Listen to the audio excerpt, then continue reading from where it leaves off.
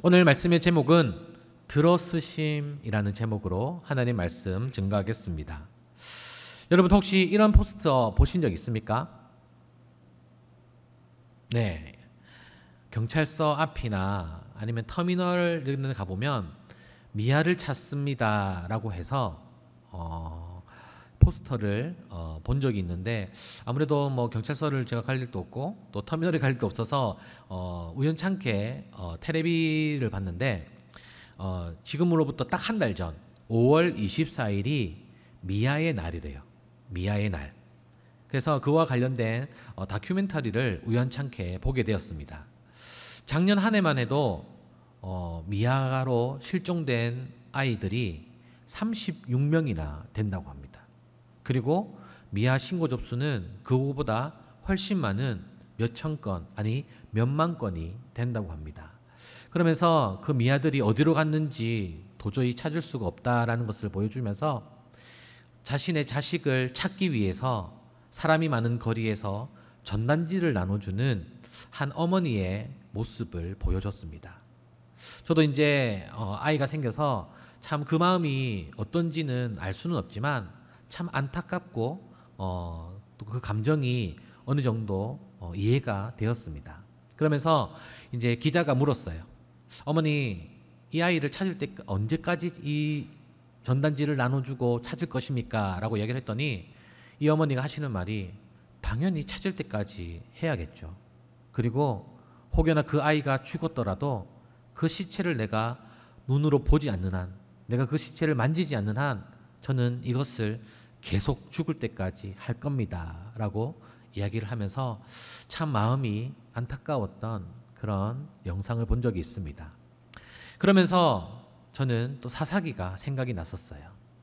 우리가 사사기를 볼 때에 좀 단편적인 면을 봤을 때는 그냥 악순환에 빠져있는, 쳇바퀴에 빠져있는 그 이스라엘의 죄악을 보게 되지만 그것은 일차적인 거고요. 더 깊이 이 말씀을 묵상하게 되면 어떤 모습을 보아야 되냐? 바로 하나님께서 이스라엘 백성을 사랑하시는데 언제까지 사랑하시는가 하면 끝까지 사랑하신다라는 거죠. 다시 죄악을 통하여서 여호와 앞에 목전에서 악을 행할지를 알지만 그들을 구원하기 위해서 그들의 부르짖는 소리를 들으시고 그들을 구원할 구원자 사사를 보내주시는 그 하나님의 그 끝없는 사랑이 사사기를 통해서 우리가 배워야 하는 하나님의 성품이라 할 수 있습니다. 오늘 말씀은 바로 두 번째 사사인 에훗입니다. 오늘 사사 에훗을 통하여서 하나님의 마음, 그리고 하나님께서 그 한 명을 통하여서 어떻게 행하시는지, 어떻게 이스라엘 백성들을 구원해내시는지 오늘 말씀을 한번 보도록 하겠습니다. 오늘 말씀을 보니까요, 우리가 첫 번째로 보았던 온니엘과 조금 다릅니다. 어떻게 다르냐? 온니엘은 그냥 사사로 하나님께 부르심을 받고 난 이후에 전쟁에 나가서 승리했다라고 하는 것이 끝나버렸어요. 그런데 오늘 우리가 함께 보는 이 에훗은 한 행적이 조금 더 구체적이에요. 우리가 상상을 하면서 이 성경을 읽어보면 뭔가 암살자와 같고, 또 우리가 즐겨보는 시리즈 영화 있죠. 뭐 007 첩보 영화와 같이 그 왕을 암살하는 그 에훗의 모습을 볼 수가 있습니다. 그런데 처음부터 이 에훗이 사사로서 부르심을 받고 용감하게 모압 왕인 에글론 앞에 나아가서 그를 암살하는 게 아니죠. 처음에는 곡물을 바치러 갔다가 다시 돌아와요. 그런데 길갈이라는 곳에 머물면서 다시 모압 왕에게 나아갑니다. 그러면 분명히 처음에 이제 모압 왕을 죽이려는 계획을 가지고 거기에 나아갔는데 무엇이 그를 두렵게 했고, 또 길갈에서 어떤 일이 있었기에 다시 모압 왕에게 나아갈 수 있었는지 오늘 말씀을 통해 함께 은혜를 나누겠습니다. 오늘 12절 말씀, 시작하는 이 12절 말씀을 보니까 이스라엘 자손이 또 여호와 앞에서 목전에서 악을 행했다라고 두 번이나 반복을 말씀합니다. 자, 그러면 이 악을 통하여서 이제 심판하는 사람이 생겨나야 되는데 그 나라가 어디냐면 모압 왕이죠. 자, 지도에 보면 이 모압 나라가 있는데 모압이 있고 동그라미로 빨간색으로 표시되어 게 있죠. 그 위에 이제 주황색으로 된 이 암몬이라는 나라가 있는데 이 두 나라는 형제 나라예요. 그리고 이스라엘은 어디에 있냐면 네, 앞에만 조금 더 보여주세요. 네, 이스라엘이 어디에 있냐면 저기 왼쪽에 보면 이제 지중해예요. 그리고 이 모압과 그 사이에 뭔가 길다랗게 되어 있는 호수가 있는데 거기가 이제 사해입니다. 사해. 그리고 이제 그 사이 지중해와 모압과 암몬과 아람과 또 밑에 빨간색으로 되어 있는 블레셋 사이에 있는 지역이 이제 이스라엘 지파 11지파가 이제 땅을 분배받았던 그런 지역이었어요. 그래서 우리가 이제 구약 성경을 읽다 보면 뭐 이제 삼손을 통해서 이제 블레셋을 알게 될 거고 또 이제 에돔이라든지 아람이라든지 이 나라들이 이스라엘 민족에게 늘 가까이 있었다라는 것을 이 지도를 통해 볼 수가 있습니다. 자, 그런데 아까도 이야기했듯이 이 암몬과 모압은 바로 형제 나라였어요. 그럼 이 아버지가 누구냐? 롯이에요. 롯. 롯 여러분 어디서 들어봤죠? 아브라함의 조카 롯이라는 거죠. 예. 아브라함과 이 조카 관계인 이 롯이 두 형제를 낳았는데 바로 이 모압과 암몬을 낳아서 그 후손들이 이제 나라를 이루었는데 그 두 나라가 이스라엘 백성들을 이제 구약 시대뿐만 아니라 계속 끊임없이 괴롭히고 약탈하고 어떻게 보면 하나님의 그 심판의 섭리에 이용되었던 그런 두 나라로 성장하게 되었던 것입니다. 자, 그리고 네, 그 다음으로 넘어가서요. 자, 여기 보니까 오늘 그 다음 한번 넘겨주세요. 네, 자 15절에 보니까요. 에글론이 암몬과 아말렉 자손들을 모아가지고 이스라엘을 쳐서 종려나무 성읍을 점령하였대요. 여기서 이제 종려나무 성읍은 어디냐면 이렇게 화살표로 되어 있는 여리고라는 데요. 여리고. 어떻게 보면 이제 사해는 우리 사람이 건널 수 없으니까 이 길목과 같은 여리고를 점령을 해서 수시로 이제 이스라엘 백성들을 괴롭히는데 이 시기가 몇 년 동안 되었다고요? 18해 동안 이스라엘 백성들을 괴롭혔다라는 것입니다. 자, 이 괴롭힘에 이제 다음으로 오는 순서가 있죠. 이제 이스라엘 백성들의 울부짖는 소리를 들으시고 이제 하나님께서 사사 에훗을 사용하셔서 그들을 구원해 내십니다. 오늘 15절 말씀에 보니까요. 이 사사 에훗에 대해서 설명이 나와 있어요. 우리 15절 같이 한번 읽어보도록 하겠습니다. 다음 넘겨주시죠. 네, 다음 자 그들을 위하여 한번 읽어보겠습니다. 시작. 그들을 위하여 한 구원자를 세우셨으니 그는 곧 베냐민 사람 게라의 아들 왼손잡이 에훗이라. 이스라엘 자손이 그를 통하여 모압 왕 에글론에게 공물을 바칠 때에 라고 되어 있어요. 자, 에훗이라는 이 사사를 설명하는 중에 하나가 뭐냐면 베냐민 사람, 네, 그리고 왼손잡이라고 이렇게 에훗을 설명합니다. 자, 그리고 16절에 보니까요, 이 에훗이 이제 사사로서의 역할을 하는데 모압 왕을 이제 암살해야 되는 거예요. 그럴 때 이 무기가 뭐냐면 한 규빗대는 좌우의 날선 검이에요. 성경에부터 보면 특별히 이제 유대인들은 이제 몸의 신체를 가지고 길이를 측정을 했어요.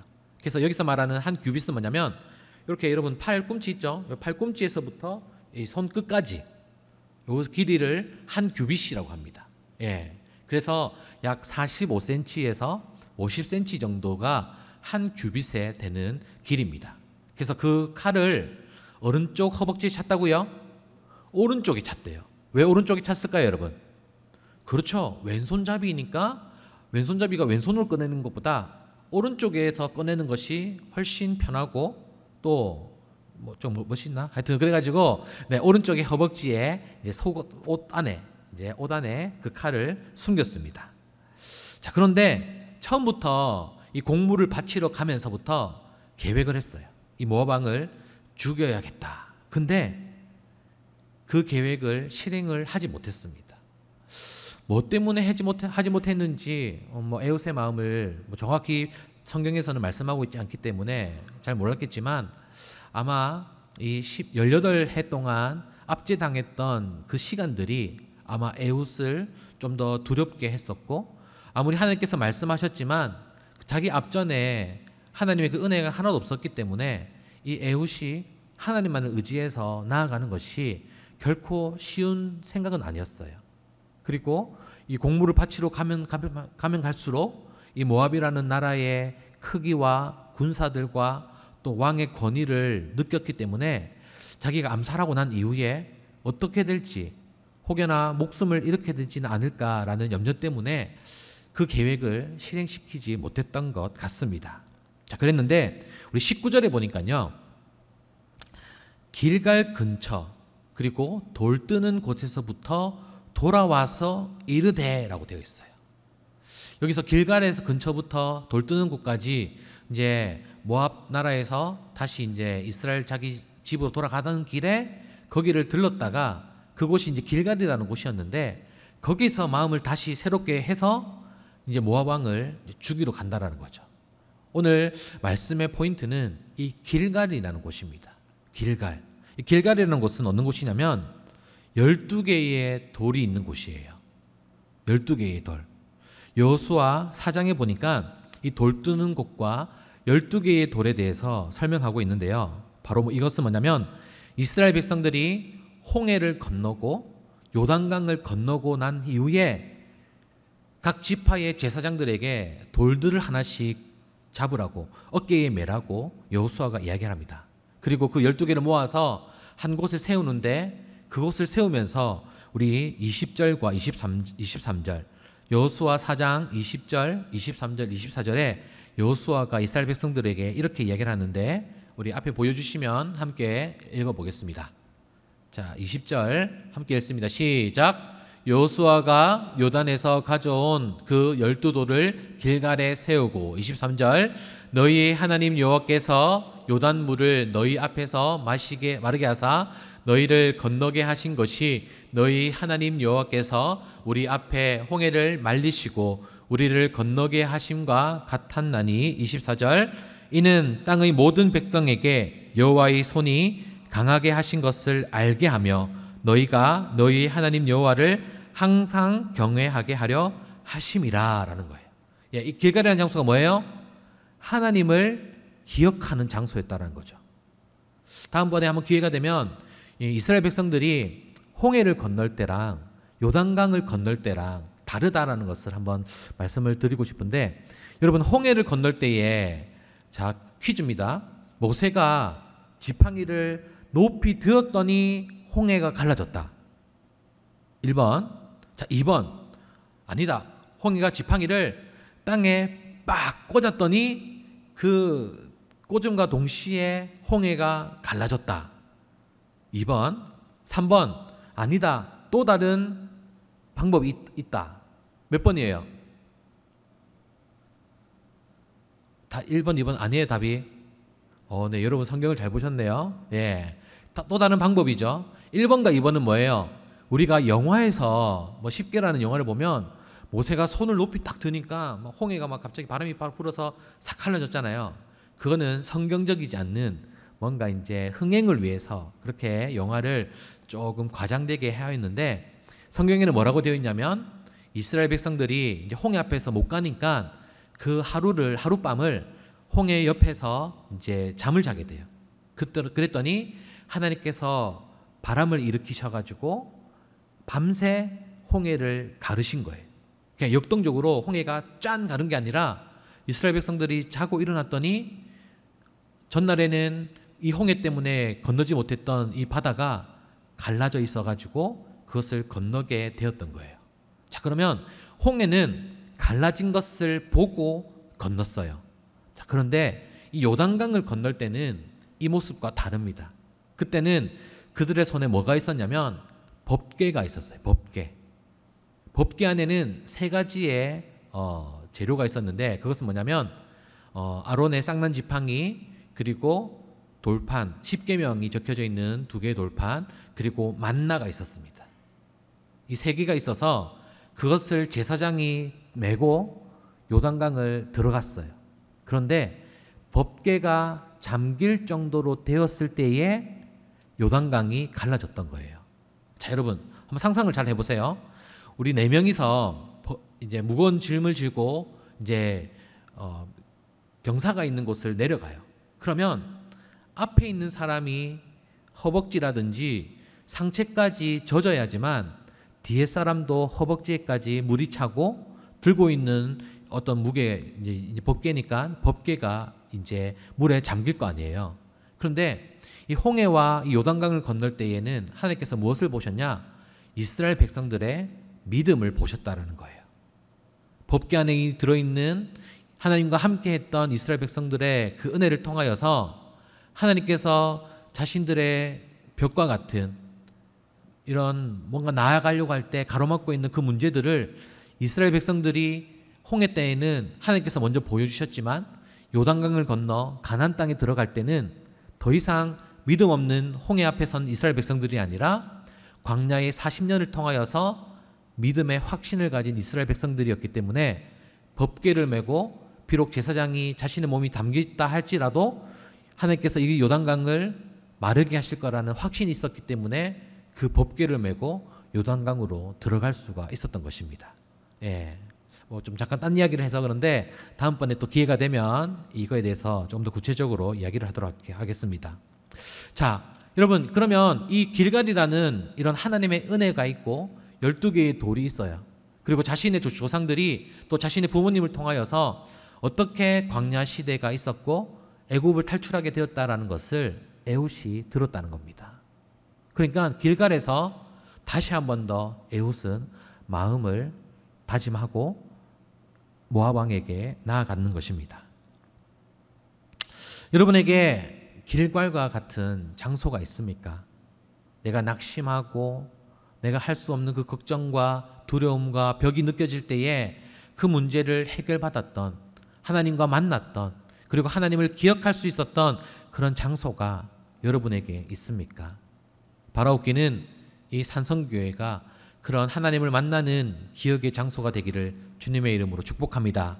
아멘. 그리고 수련회가 또 그 기억의 하나였으면 좋겠습니다. 이번 8월 13일부터 16일까지 조금 긴 시간일 수도 있지만 3박 4일 동안 이 길갈을 우리가 함께 만들었으면 좋겠어요. 우리 개인의 길갈도 만들어야 되지만 우리 공동체의 길갈, 우리 공동체가 바라보고 어떠한 문제가 있을 때에 예전에 나를 이끄셨던, 우리 공동체를 이끄셨던 그 하나님의 은혜를 기억할 수 있는 그 길갈을 여러분 함께 만드시지 않으시겠습니까? 우리가 코로나 상황 가운데에 너무나도 많이 침체되어 있었고 우리의 개인의 영적 성장이 참 무뎠던 것이 사실입니다. 그런데 그 사실을 인정하고 여러분 회개하셔야 돼요. 내가 1년 전, 아니 바로 어제보다 나의 믿음이 성장이 없다면 그것은 잘못된 믿음입니다. 바라옵기는 에훗이 길갈에서 하나님을 기억하였던 것처럼 어떠한 상황 속에서도 그 하나님을 기억하여서 미래에 나의 앞날에 나와 동행하시고 나를 이끄시고 나를 형통한 길로 이끄시는 그 하나님의 은혜를 바라보기를 주님의 이름으로 축복합니다. 아멘. 자, 오늘 말씀을 읽어보면서 좀 이상한 점이 여러분 없었어요? 저는 너무 의문점이 엄청 많았어요. 그 중에 한 5가지를 뽑아봤는데 앞에 한번 보여주시죠. 첫 번째는 에훗이 왼손잡이라는 것이 도대체 왜 이렇게 중요할까라는 거죠. 계속 이 왼손, 오른손, 왼손, 오른손 계속 그 이야기를 하는데 이 왼손잡이가 뭐가 이렇게 중요한가. 그리고 두 번째로 이 에훗이 어떻게 보면 이스라엘의 공물을 바치고 온 사람이지만 적국이잖아요. 적국의 이 사람을 어떻게 왕이 1대1로 독대를 할 수 있었을까라는 것이죠. 그리고 세 번째로 에훗이 한 45cm 정도 되는 긴 칼을 몸에 숨겼는데 이 왕을 독대한다고 한다면서 그 군사들이 또 그 신하들이 이 에훗의 몸수색을 하지 않았을까. 그리고 네 번째로 왕의 신하들은 왜 화장실로 생각했을까. 그러니까는 우리가 오늘 성경에서 좀 이해되지 않는 분 중에 하나가 뭐냐면 자신의 발을 가리웠다라고 하는 표현이 있는데 그 표현은 뭐냐면 화장실을 갔다라는 거예요. 그러니까 바지를 입고 우리가 뭐 이렇게 용변을 보면 바지를 이렇게 밑으로 내리잖아요. 그러면 그 바지가 어떻게 돼요? 자기의 발을 가리잖아요. 그래서 그 표현이 화장실을 갔다라는 표현으로 그렇게 한 겁니다. 그래서 왜 왕이 화장실로 갔다고 생각했을까? 그리고 5번은 본문은 왜 뭐 1번과 비슷하죠. 오른쪽과 왼쪽을 강조했을까라는 겁니다. 이거는 우리가 아무래도 문자적으로 성경을 봐도 도저히 이해할 수가 없는 거예요. 그러면 이 의문점을 어떻게 풀 수 있냐면 구약 성경이 적어졌던 히브리어, 그러니까 원어로 이 본문을 보면 이해할 수가 있습니다. 자, 에훗이 왼손잡이라고, 특별히 왼손잡이라고 되어 있는 히브리어는 이렇게 되어 있는데요. 한번 읽어보시죠. 네, 저도 봐야 알 수 있습니다.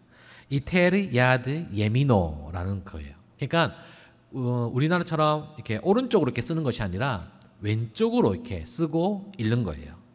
자, 우리 다음 보여주시면, 근데 히브리어는, 그러니까 고대 히브리어는 지금 보이는 게 이제 자음이에요. 자음밖에 없어서, 예를 들어서 무지개를 표현한다면 미음, 지읒, 기역만 적는 거예요. 그럼 이걸 무지개라고 어떻게 하냐?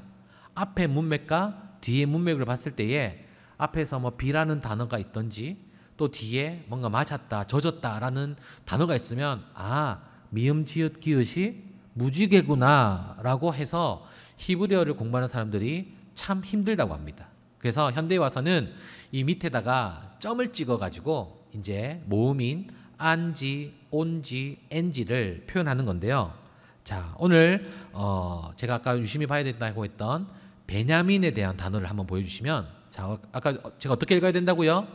왼쪽에서부터 오른쪽으로 읽어야 되는데 앞에 뭐 이렇게 되어 있는 게 베냐민이라는 뜻이에요.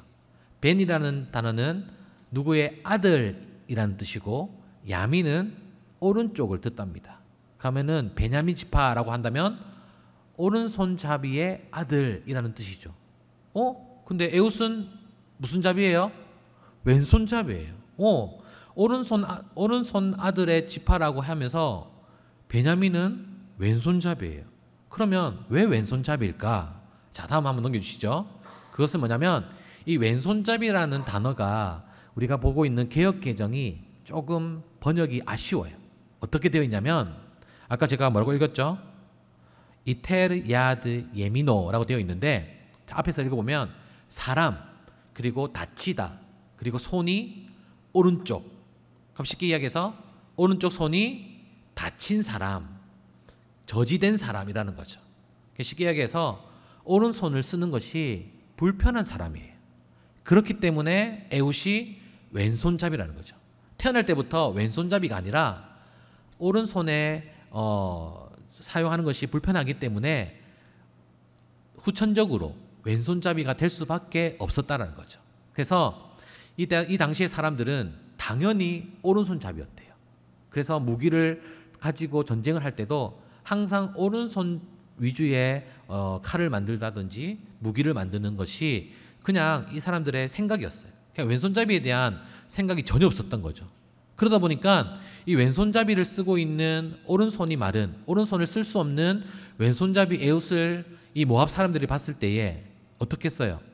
설마 이 사람이 우리 왕을 죽일 수 있겠어? 왼손으로 칼자루라도 들 수 있겠어? 라는 생각을 했다라는 거죠.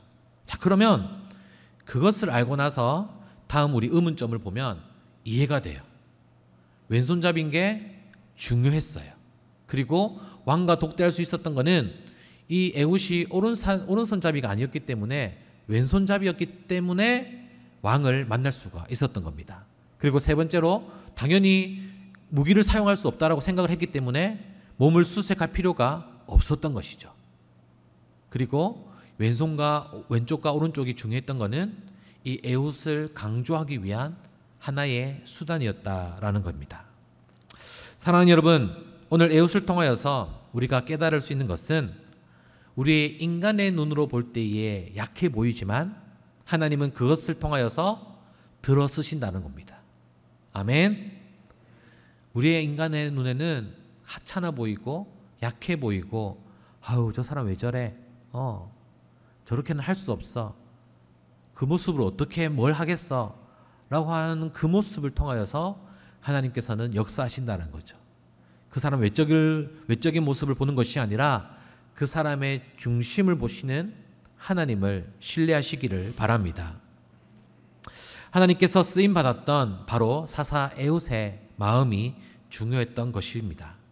처음에 모압 왕을 죽이러 나아갔지만 인간의 생각으로 그리고 자신의 안위를 위해서 다시 돌아올 수밖에 없었던 그 에웃이 길갈에서 12개의 돌을 통하여서 우리 조상들을 이끄셨던 하나님, 그리고 나를 사사로 부르신 하나님, 그리고 우리를 끝까지 사랑하시는 그 하나님을 통하여서 다시 모압 왕에 나아가서 자신의 약한 모습을 통하여서 왼손으로 그 모압 왕을 이겼던 그런 에웃의 이야기를 통하여서 여러분들에게 모압 왕과 같은 그런 이기지 못할 것들, 나의 한계에 부딪히는 것들을 하나님께서 분명히 우리의 약함을 통하여서 그것을 이기게 하시고 승리케 하시고 나의 어떠한 문제보다 더 크신 하나님을 발견하며 그 크신 사랑을 감사하며 나아가는